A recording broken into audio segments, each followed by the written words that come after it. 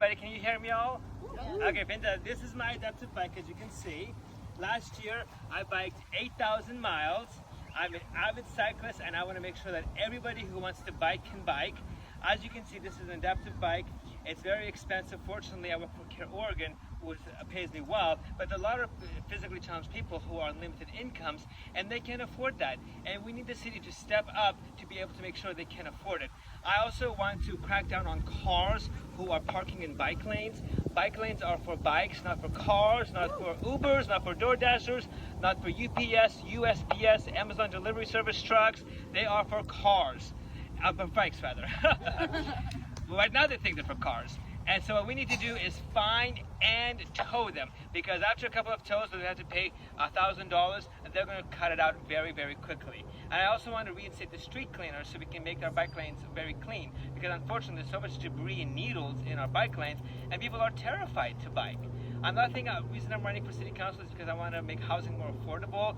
I pay $1,500 for a 250 square foot studio. It's very tiny, it's unaffordable. I would love to be able to move, but having to move is cost prohibitive because you're charged $45 to $60 per application. Then there's a background fee, the credit check. What I would like the city to do is have the Portland Housing Bureau do all the vetting so we can take the landlords out of the picture, and it can be an impartial party to make sure that people do get into housing. Where I live right now, Portland Towers, we have about 40% vacancy, and we need to have a vacancy fine, so any unit vacant over 45 days gets fined, because there are people desperate for affordable housing, and these landlords sit on their properties vacant and it's right off the losses on their taxes, and it is just not correct. And I also do want to end unsheltered housing by the end of 2025.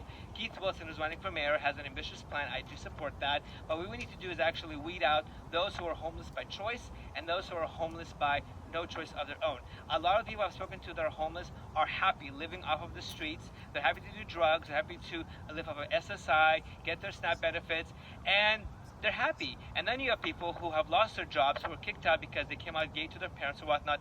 And a lot of them I've talked to actually work full-time jobs. They have gym memberships so they can shower the night before the day off, and then they come into work. And those are the people we need to be helping to make sure that they do get affordable housing. We also need to have mental health as a huge part, because I've spoken to a lot of homeless people who want mental treatment, but there's no facilities to go to, and 60% of downtown Portland is vacant.